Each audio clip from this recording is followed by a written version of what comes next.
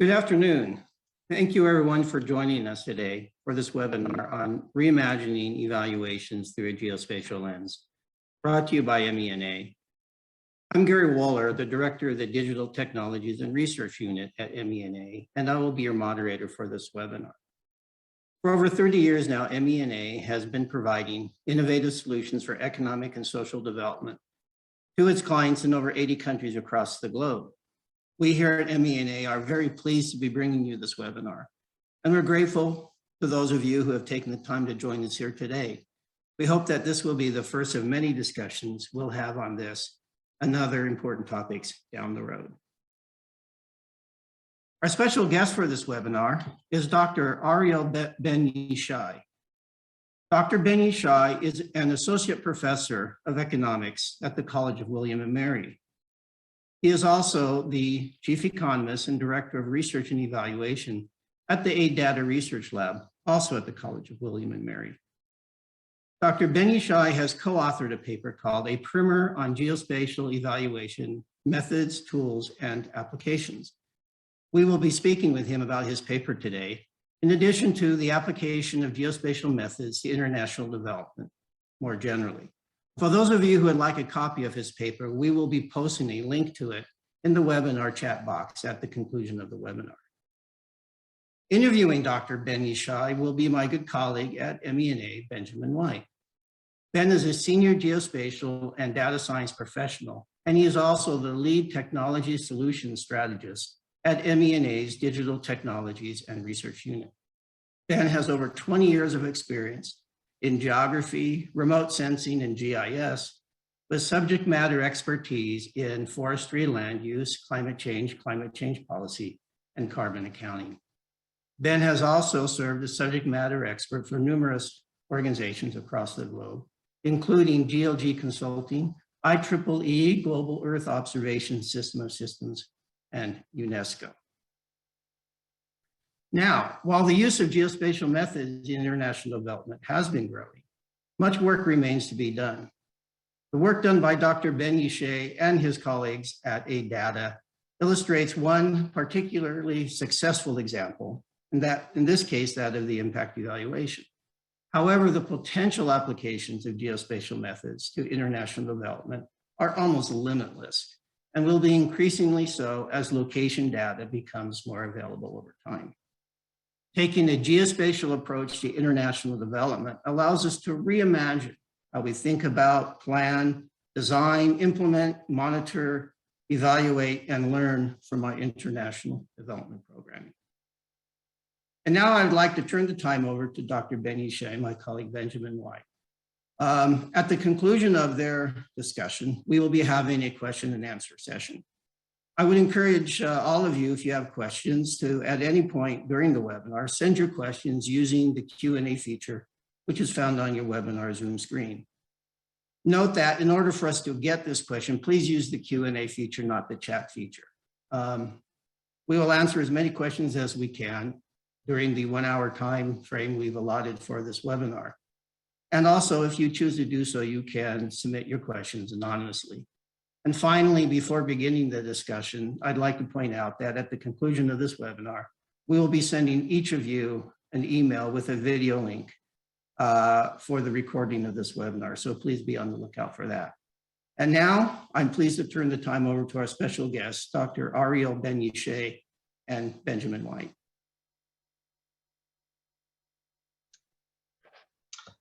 Welcome, Ariel. Thanks, Ben. And thanks, Gary. As you may know, ME&A, AidData, and many of the audience members here today have long histories of doing evaluations. What I find fascinating is that there currently seems to be a convergence between the worlds of geography and international development. So my first question to you is, can you start off by saying a few words about the evolution of your personal thinking about the intersection of international development, geospatial science, and technology? Absolutely. Yeah, thanks, Ben. That's a great place to start. My trajectory into this certainly comes out of the social sciences, as a trained economist. It was quite an eye-opening experience to start working together with geographers, computer scientists, and other folks who are quite active in this space and have been for a long time.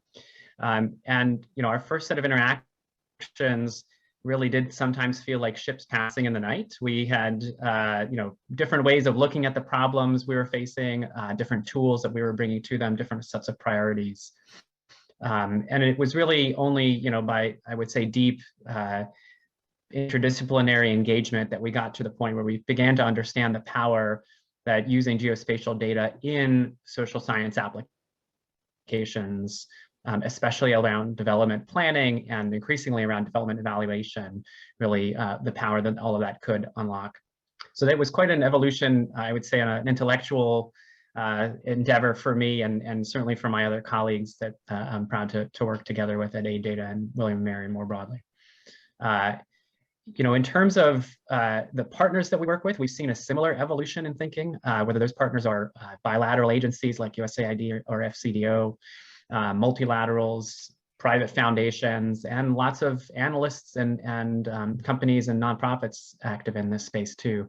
The thinking has really come along, I would say, especially in the last 5 years, but even over the last 10 years, to the point where we are now seeing many folks adopting geospatial impact evaluation approaches and geospatial data for, as I said, planning, monitoring throughout the life cycle of projects more broadly. Mm-hmm. Yeah, right. So would you say that that process of adapting geospatial approaches into evaluations, is it something that is pretty much uniform across the different development agencies and institutions, or is it something where you see a real differential in terms of capacity to apply geospatial methods? Yeah, there's a lot of diversity out there. It's certainly far from uniform. Each agency and partner seems to approach this from a slightly different angle and different set of priorities. For some agencies, this really begins, I would say, as an attempt to use geospatial data for planning purposes to try to understand the places they're considering working in a given country. Whereas for other partners, this is really, an attempt often to look retrospectively at the impacts of work they've already done.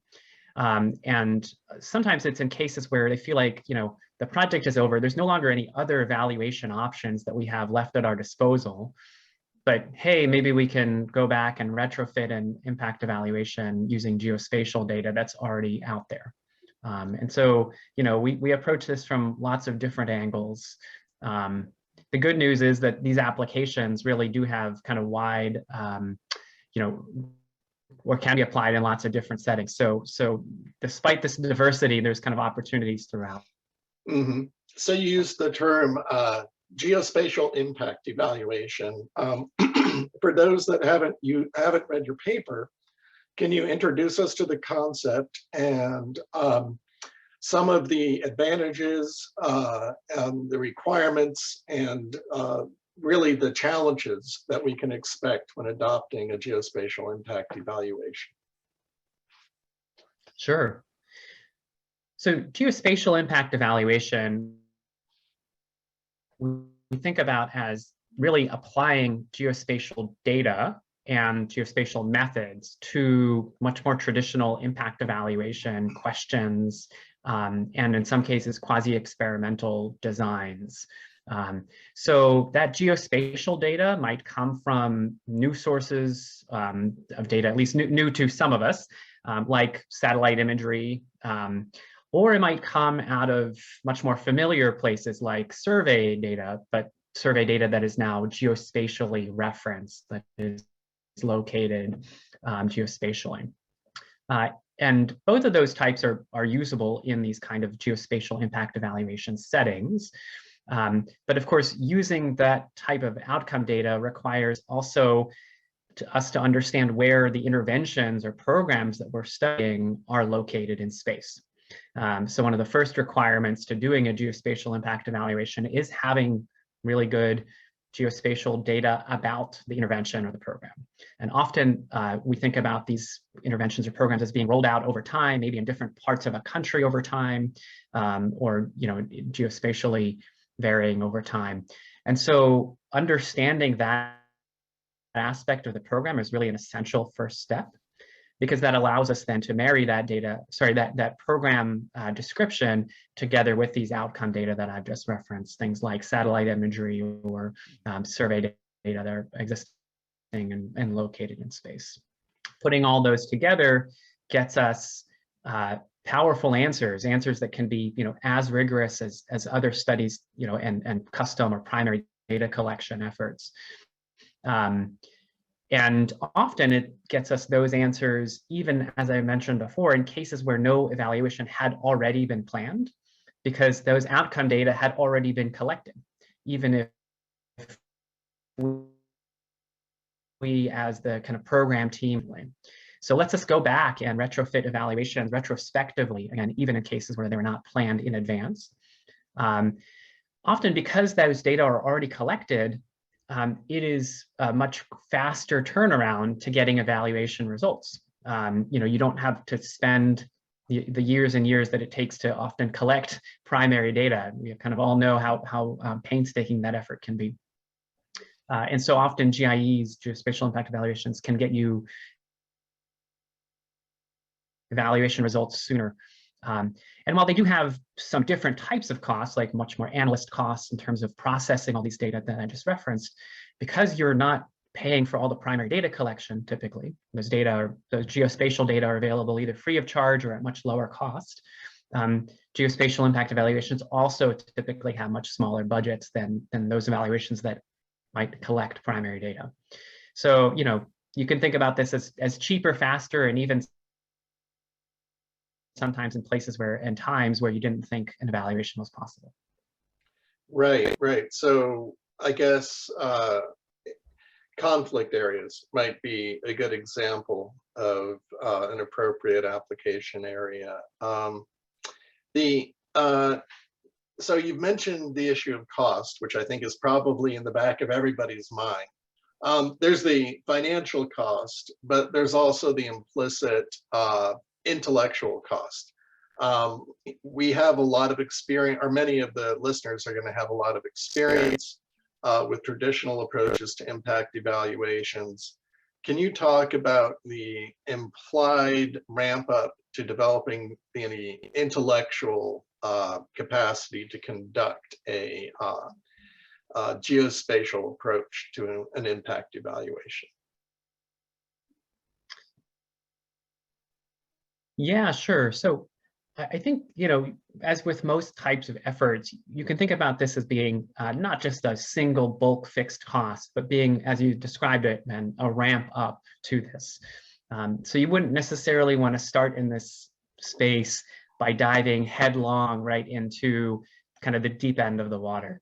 But there are lots of kind of preliminary steps that you can do to do impact evaluations of programs where the data is already kind of, if you will, off the shelf, where the outcomes that you're considering maybe are things like nighttime lights, which are data that are available now in easy to kind of use formats, and which can be easily linked with other data that you might already have on the program locations. And then, once you've kind of done that version, you can then, I would say, move on to cases where the outcome data that you're wanting to work with is much more customized. Maybe it's still readily available from satellites, but it will take some processing for you to be able to get it into the kind of shapes and filter in the kinds of ways that you want it. So, there's a nice kind of trajectory that you can follow, especially if you begin by selecting projects which have outcome data already easily kind of manipulable and accessible. So the next question I have for you is really one that's more born out of kind of personal curiosity. I'm wondering, in how many instances have you taken a geospatial approach to your evaluations, just roughly speaking? And perhaps you could illustrate that with a few case studies. Yeah, of course. I mean, counting is always a fun exercise to recount. I mean, there's been at least a few dozen now where we've had geospatial, and I certainly have some of my favorites. One of the most interesting ones we did was using outcome data again from satellites to look at forests and forest cover in the Brazilian Amazon, and to use that in evaluation of an indigenous community land rights project that was funded by German KfW and the World Bank and a series of other donors over the course of roughly 15 years or so. And some of my favorite things about this is that these are really difficult to work in environments.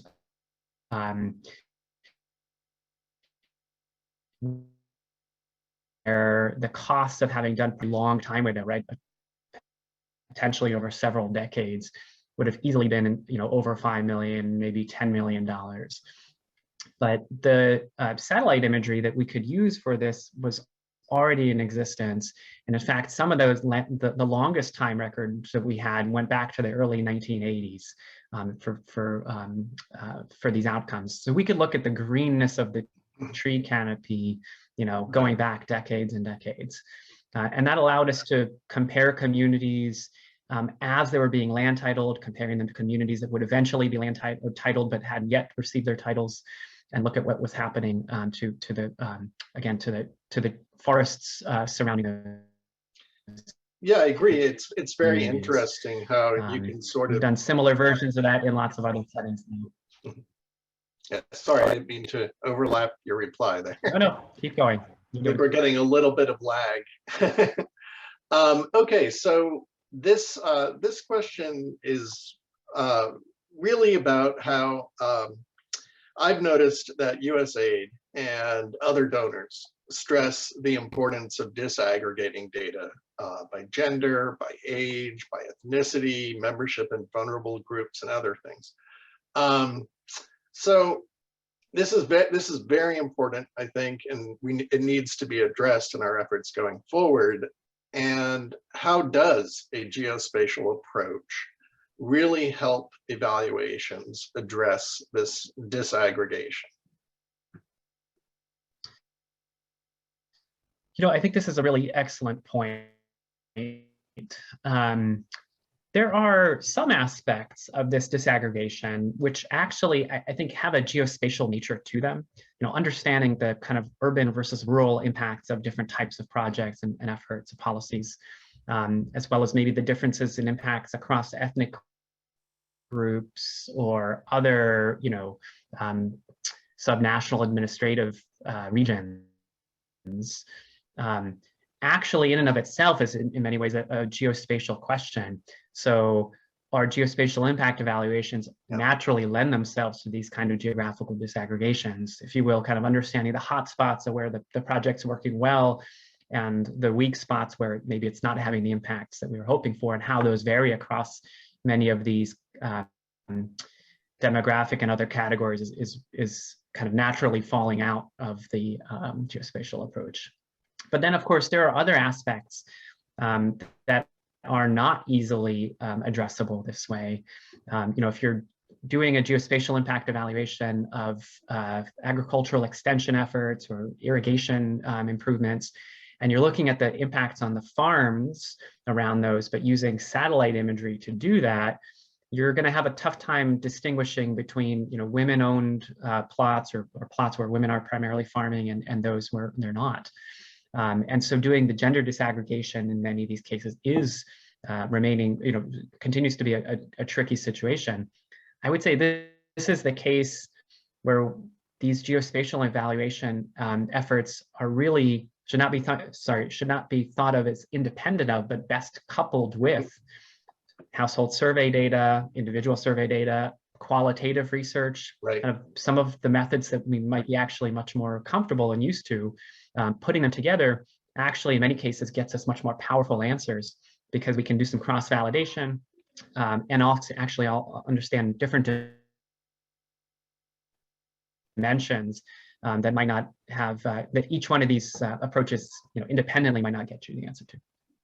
Yeah, I completely agree with you that there's a huge difference between an approach that is solely driven by remote sensing or GIS and one that is informed by in situ measurements, on the ground field work and that sort of thing. And you end up with a much more robust set of findings with the latter. Right, so this next question I have, really, your research centers around, from the way I read it, your research centers around creating value by integrating geospatial data into the evaluation process. And this whole value proposition, I think, works. But could you also talk a little bit about how that same value addition applies to other components of international development, such as project design, project performance monitoring, and learning and adapting?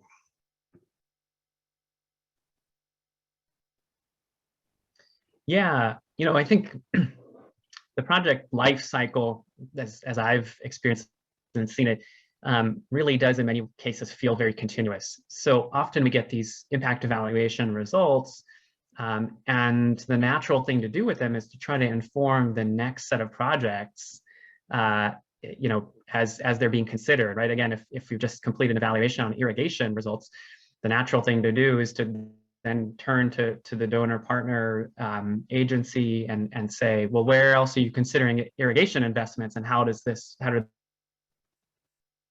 these results inform those?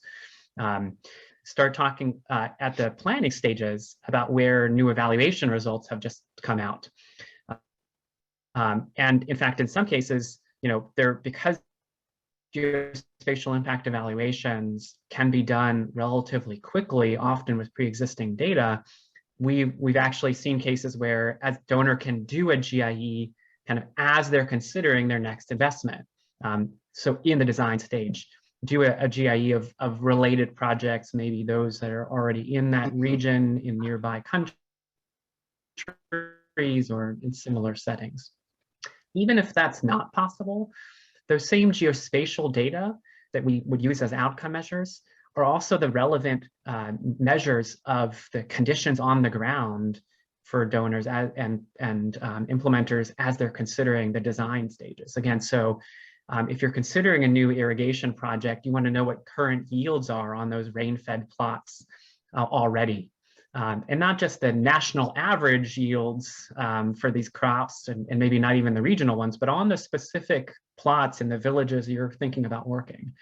And these same geospatial data can help deliver those much more refined answers, even at this stage. Again, even if there's not an evaluation which you're using to inform your impact projections.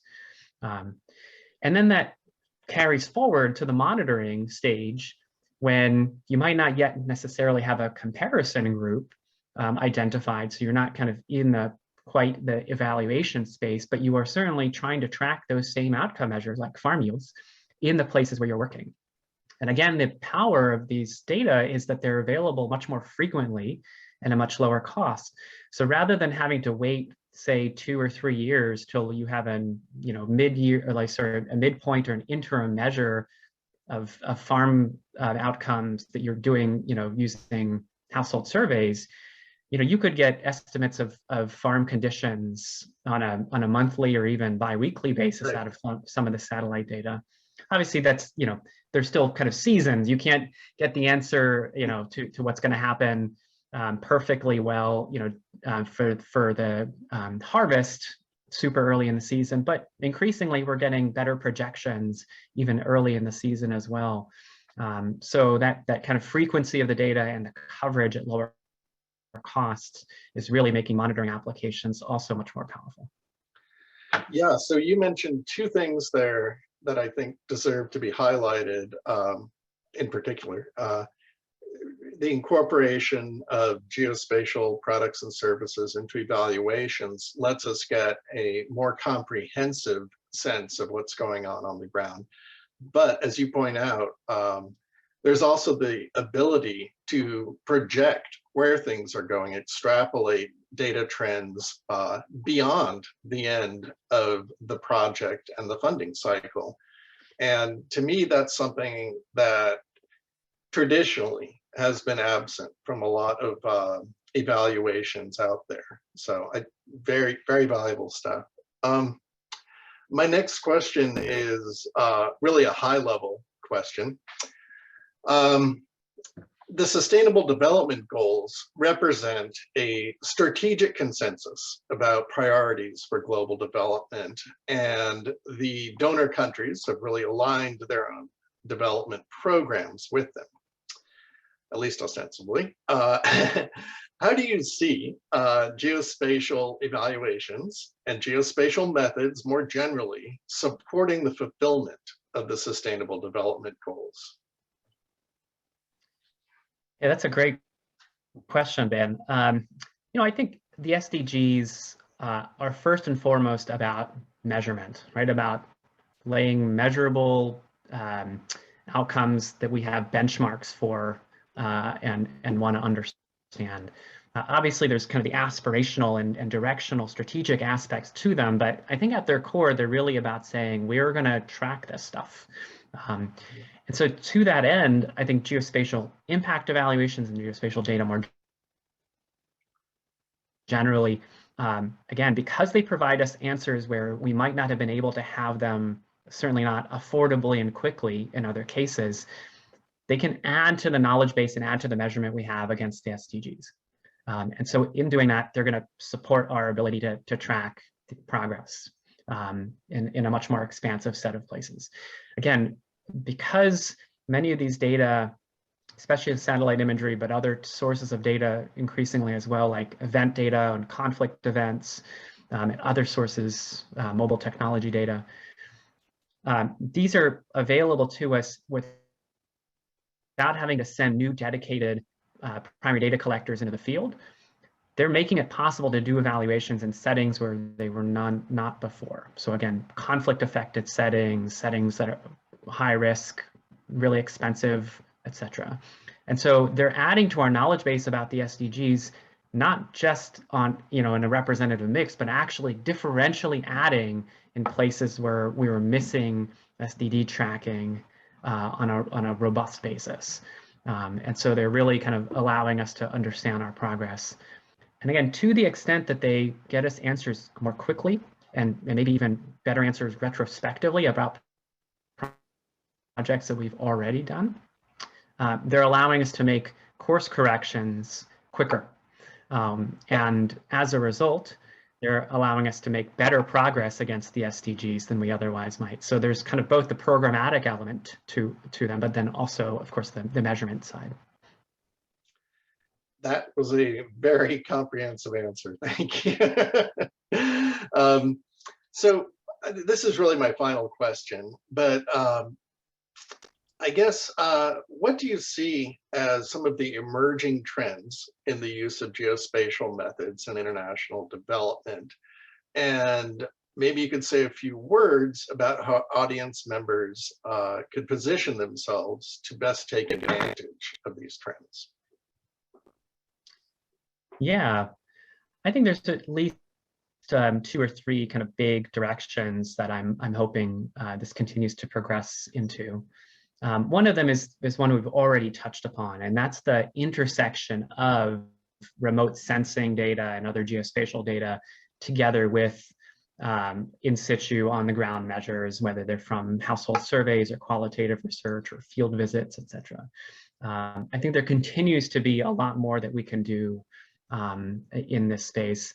I do think that gender disaggregation and I should say much more broadly, kind of understanding the different gendered impacts of many development programs is a case where putting these sources of data together gets us much more powerful answers. And then I think the other, one of the other big directions is really around artificial intelligence and machine learning. It's partly as a way to deal with the challenge that these data actually, some cases are overwhelming in how much we have of them, right? We all kind of talk about big data, and this is legitimately a challenge in knowing how to use these most effectively to get at the particular measures that we have in mind. And so there's all sorts of novel approaches that are being taken to apply machine learning algorithms and other kind of approaches to extracting some key signals from the satellite imagery that we're using, or other types of data, including some survey data. And there's a lot more that we can do in that space. Both in terms of expanding the types of sectors and types of outcome measures that are being captured, and then also in terms of expanding the validation and other kind of complementary data approaches to this. So those are both big, I would say, growth kind of areas for this work. And then I think lastly, I would say in terms of the positioning for folks, much of this geospatial impact evaluation work that we described so far, again, came out of what I would consider like deep interdisciplinary engagement between social scientists and evaluators and folks who are already using geospatial data, but for other purposes, whether those were geographers, climate scientists, forestry experts, computer scientists. And I would say that kind of created a geospatial impact evaluation 1.0 and maybe now even 2.0 level. But we really want to include more than just that set of people in the discussion also. So as I was describing before, qualitative research, research on topics that we typically don't think about as being measured with satellites, all of those need to be part of the discussion too. So as folks are thinking about ways to engage with this, again, keeping a broad, multidisciplinary spirit to the endeavor, and not, saying these are, well, I'm going to let the computer scientists deal with the AI parts of this, and the economists will figure out the benefit cost ratios, and I'll come in and do my own qualitative research, or whatever. We kind of get pigeonholed into some of these, stovepipe situations. So having that, I would say, deep multidisciplinary, interdisciplinary engagement is really crucial.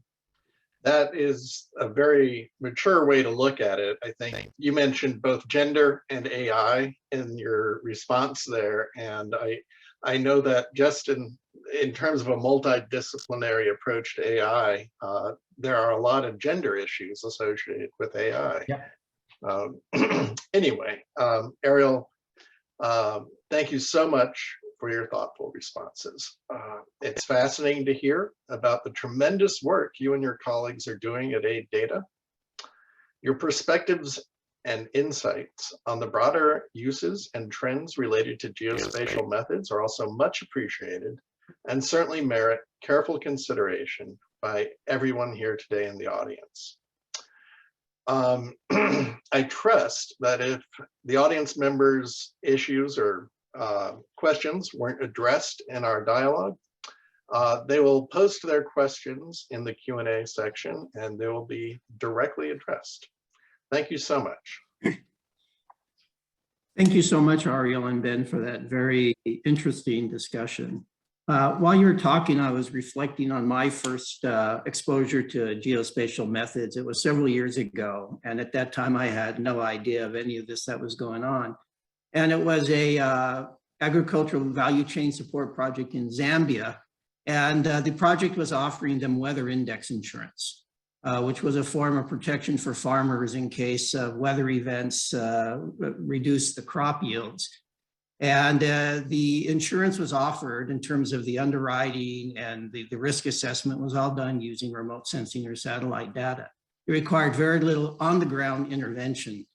The years have gone by, and I'm not sure, I don't know exactly how that worked out, but it was a very fascinating application. And to me, it just really sort of emphasizes that the potential applications in international development of geospatial methods are, as I said earlier, almost unlimited. really only constrained by the imagination we have and by the availability of data and our ability to generate it. But I think over time, we're going to increasingly solve that issue of data availability. Anyway, with that said, we'd like to move on to the question and answer session. We already have a number of questions in here. We'll try to answer as many as we can up to about 5 minutes before the hour. So I'd just like to, just begin with this question. It says, Ariel mentioned that the geospatial data is best coupled with household surveys or other primary data sets. In situations or areas where it's difficult to conduct representative surveys, how much insight can you get from evaluations just using geospatial data? That's a great question. I think obviously it certainly still depends on the particular outcomes that you're considering. But it's certainly possible, I would say, to get powerful answers that you might be able to couple with other data that you have from other related settings in the country or other national statistics that you might have. A good example, from my recent work is a case that, where we were conducting an impact evaluation of an irrigation canal improvement project that USAID funded in Afghanistan. And this was a case where the project had already been long done and no survey data had been collected at the time. And we weren't in a position to go back now retrospectively and go back in time and collect those data. We did have at our disposal satellite imagery, which we could use to look at those particular fields. And we found big impacts of the irrigation infrastructure on those farms. Wheat yields, or I should say wheat production, increased substantially. Had we had survey data, we might have been able to better tease out whether or not those wheat gains were due only to the irrigation, or whether farmers say were also then investing in more fertilizer, better machinery, better seeds, etc., along with it. So to better kind of tease out that differential impact of the irrigation alone. And certainly we could have gotten a specific answer for the farmers whose fields we were looking at. But we did have other data from national statistics that showed the aggregate amount of, say, fertilizer being used and seeds being used. And so we could get to some answers on this, even without having household surveys conducted on the very sample in which we were analyzing the remote sensing data. So I would say, it still gets you a quite powerful answer. And then, as always, we have to look a little farther to get us the rest of the data. But the incredible thing about the remote sensing data, of course, is that it's available not just for the particular sample that you look to analyze, but also for the rest of the country. So we could make use of those national statistics by using a combination of the remote sensing data and the national statistics. So its breadth really helps in allowing other complementary data sets to apply to your particular sample. Yeah. Go ahead, Ben. Sorry. Oh, I was just going to add that I think Ariel's absolutely right. I think that for a typical evaluation, that what he said is absolutely correct. I think that there are also really interesting technologies out there that can add a lot of value to what we know on the ground in very short spaces of time. For example, we did some work in Haiti after the recent earthquake, and were able to extract information on buildings that had been destroyed as a result of that. And it would have just been impossible to go in and do a household evaluation of what had been destroyed, or go in on the ground at all. So that was, I think we probably see a lot of this in the news on a regular basis, but I think remote sensing definitely has a role to play there. Yeah, I would add to that as well. Outside of the impact evaluation, the capability of geospatial methods and remote sensing and project performance monitoring are really substantial as well.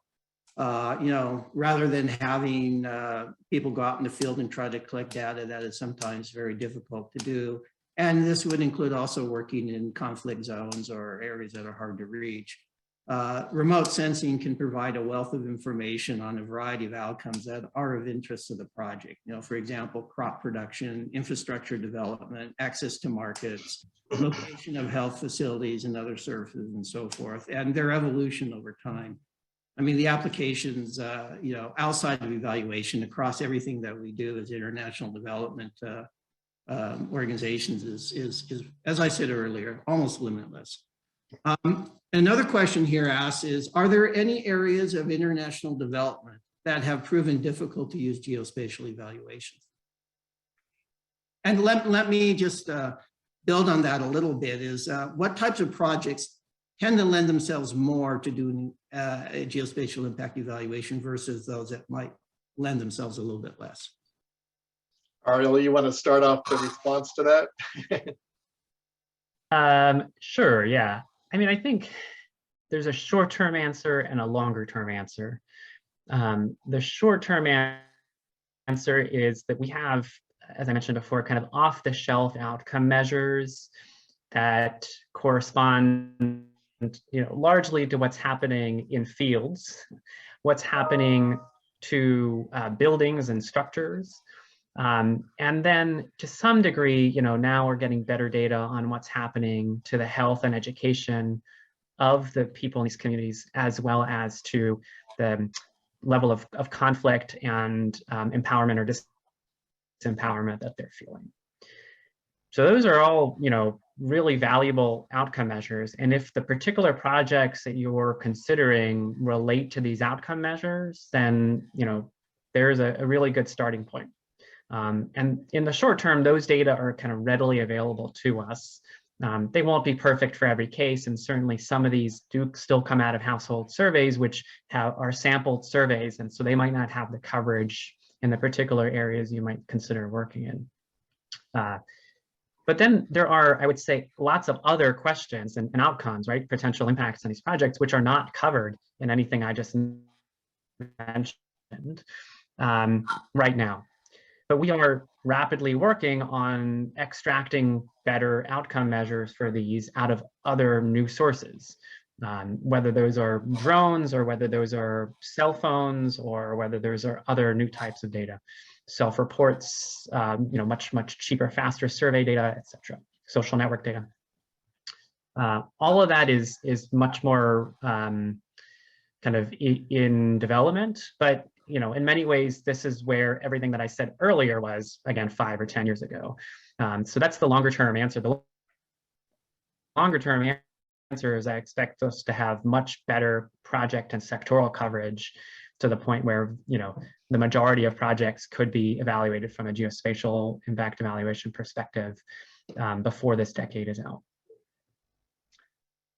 Right. And I guess the only thing I would add to that is that I think the applications and breadth of projects is truly tremendous, as both Gary and Ariel have pointed out. But I see a real challenge, and I'm interested in your perspective, Ariel, here. Integrating a geospatial workflow really into a project, an end-to-end workflow from geolocated, georeferenced data collection on the ground to analysis to reporting.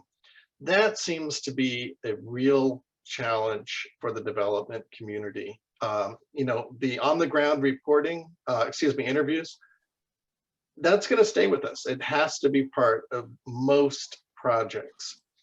But getting interviewers to do things like collect locational data that can then be integrated or improve remotely sensed data, it's challenging because it's a new paradigm. It's a new way of thinking for a lot of development professionals.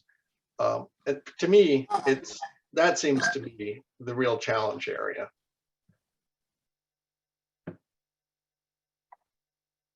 I don't know. We can go on to the next question. Wasn't sure if that was a statement or a question. The next question actually follows up on what we just talked about. And this person wants to know, is satellite data king when it comes to geospatial data? And are there other significant sources of geospatial data other than satellite or remote sensing data?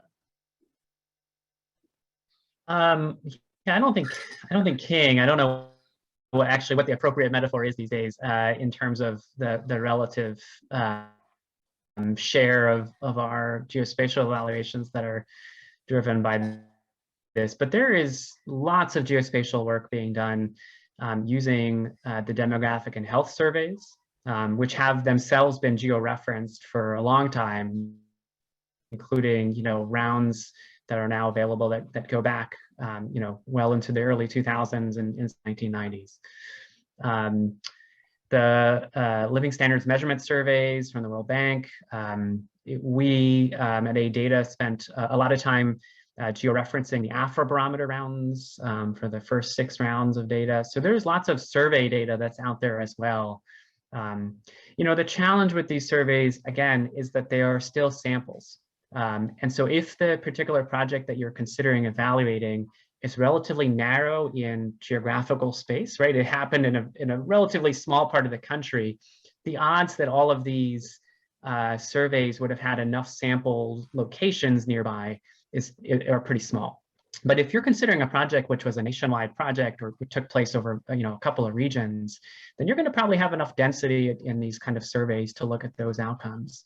And there's a lot of good work there. I mean, we've done studies of the effectiveness of antimalarial bed net distribution in the DRC and its effects on child mortality.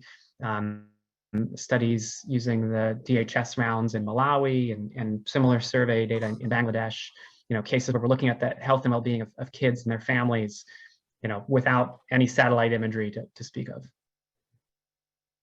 Yeah, I would just, I guess, add to that there are interesting kind of new types of data that we can incorporate into our development and evaluation thinking, like data from the Internet of Things. This was very important in evaluating how COVID response was doing, because you wanted to track the location of individual shipments. And also financial data, I think, plays a real role, looking at the transfer of funds from point A to point B, and where is it going? Who's it being intercepted by? That sort of thing. Thank you. Right, thank you. Okay, this question says, when collecting geotagged household survey data, how useful is it to have specific GPS coordinates versus information on, for example, the municipality in which it was collected? I'd like to sort of add to that a little bit by asking, I think where they're going with this is, at what level do we need to collect geospatial data or georeference data? At the municipal level, at the regional level, at the village level, at the enumeration area level? I mean, at what level does it become useful, and at what level is it too abstract to not be very useful? And then the question ends by asking, how much does it cost to equip the enumerators with the equipment needed to tag data on such an accurate level?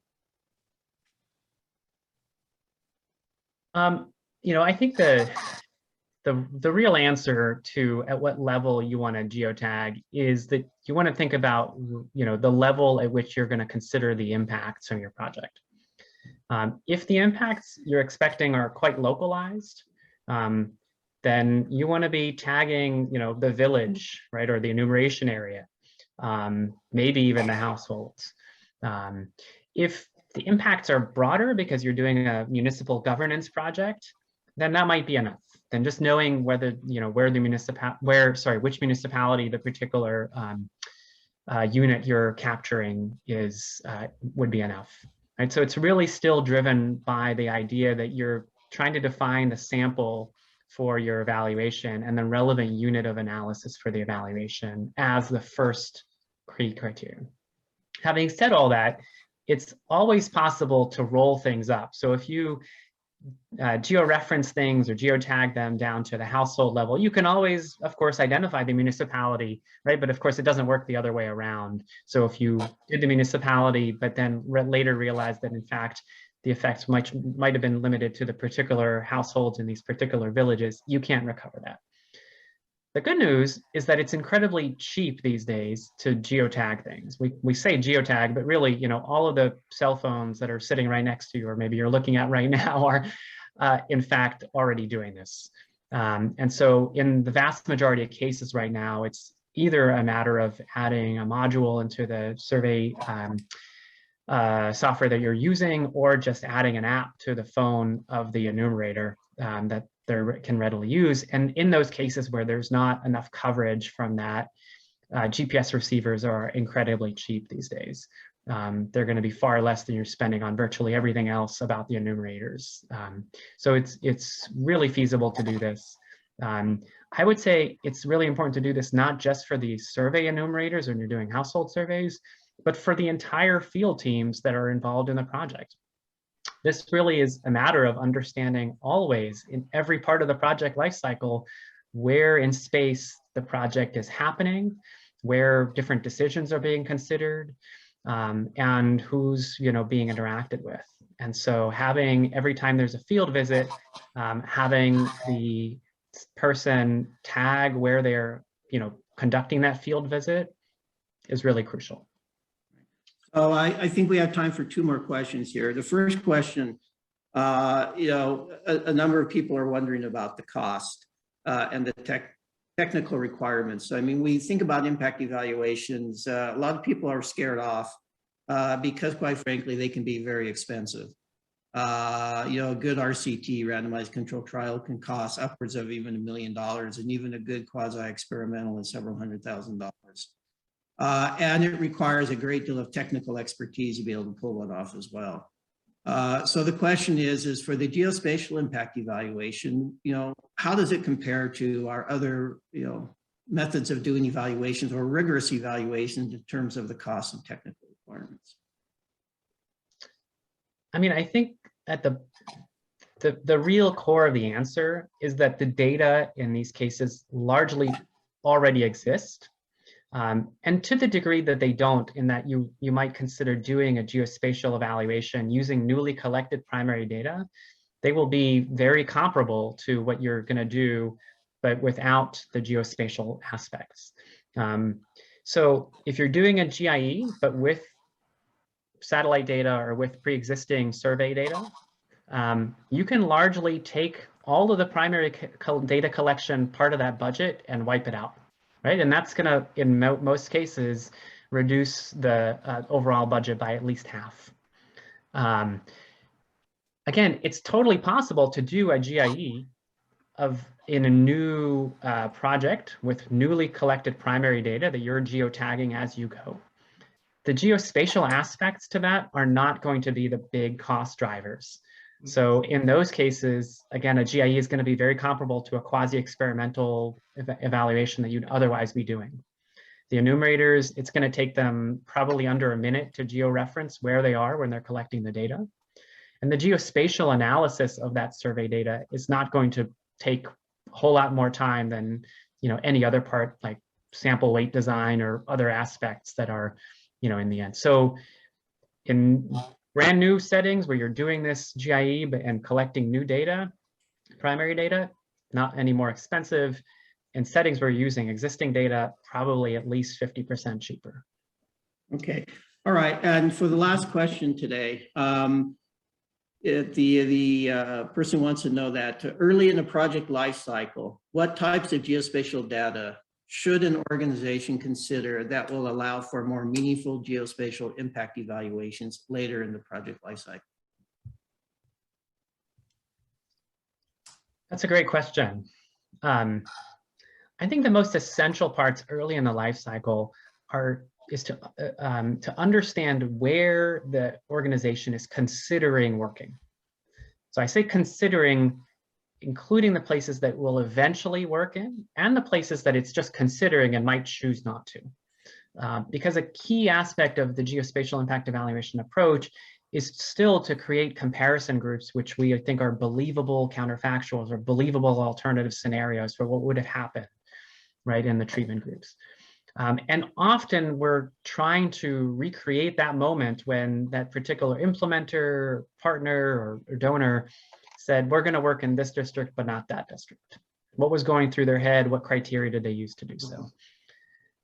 So gathering data, even at that very early stage, on just all the potential sites that are being considered as you're doing your initial field visits or initial site visits, just georeferencing those, or even just, again, dropping kind of pins and maps of places you're considering at that very earliest stage. All of that is a really essential starting point for a subsequent GIE that might come. I would just add one thing, and that's that, a lot of development work takes place in a relatively small subset of the countries that are out there.